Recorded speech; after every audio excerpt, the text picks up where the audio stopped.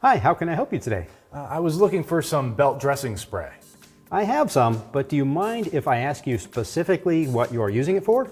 The Serpentine belt on my car is making a lot of noise, and a friend told me that they make a belt spray that could solve the problem.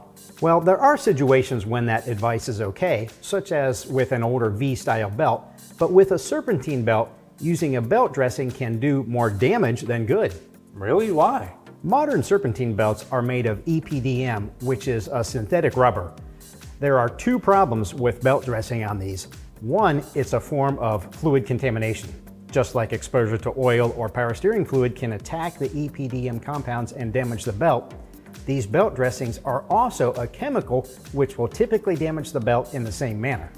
The belt will be softened, causing the belt material to be deposited into the pulley grooves and on the smooth surfaces as well.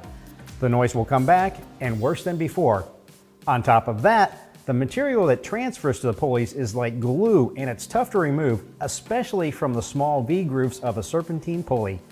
And you'll never get any belt to run quietly until all this material is cleaned off. My best advice is to diagnose and repair the cause of the noise as opposed to any shortcuts. Well, I just recently replaced the Serpentine belt, so I know that's not it, but it still makes noise. How can I tell what the problem is? I'm going to come back to the belt, but as far as diagnosing the problem, there are many things that can cause belt noise with a Serpentine belt, including a worn tensioner or worn pulleys, and quite often disassembly is required to inspect these individual components, but one thing you can use is water. Water? Spraying water on a Serpentine belt while the engine is running can help diagnose a belt noise problem, and it causes no harm to the belt.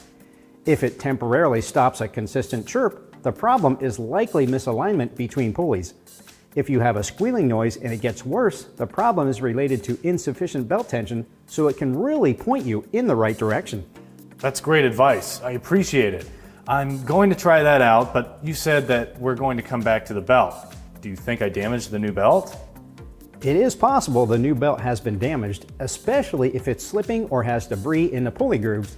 But I wanted to point out that all belts aren't created equal. Continental's multi-V belts feature advanced EPDM compounds which virtually eliminate the chirps, squeaks, and squeals associated with minor pulley misalignment. And a polyester tensile member improves dimensional stability, controlling elongation and eliminating slip. They are designed to improve repair efficiency, eliminate problems, and provide quiet performance and a long service life. Simply put, our customers love them because of the performance they get, and Continental also offers everything else you need for the Serpentine belt system, including pulleys, tensioners, and overriding alternator decoupler pulleys or OADs. If you've got over 60,000 miles on your car and you're having trouble with the belt, it's recommended to replace all system components including the tensioner, pulleys, OAD, and belt at the same time, because it's really a complete system where all components work together, and this is the only way to ensure proper performance. I didn't know there was so much to these systems. I'm really glad I came in. I'm ready to get this problem fixed right. Can you look up everything for my car and I'll get it all? Good call. Let's find what you need.